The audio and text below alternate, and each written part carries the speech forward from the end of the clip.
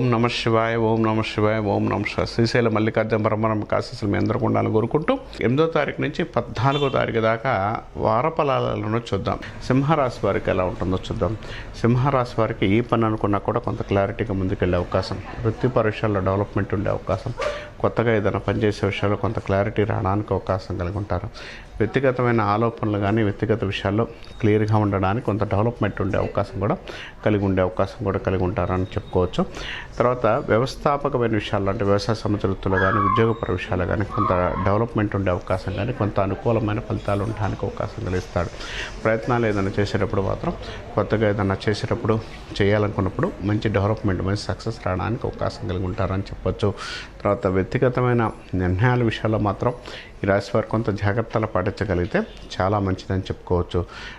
నిర్ణయాత్మక విషయాల్లో, నిర్ణయపర విషయాల్లో కొంత డెవలప్మెంట్, కొంత అనుకూలమైన ఫలితాలు ఇవ్వడానికి, సక్సెస్ రావడానికి అవకాశం పడిందని చెప్పుకోవచ్చు.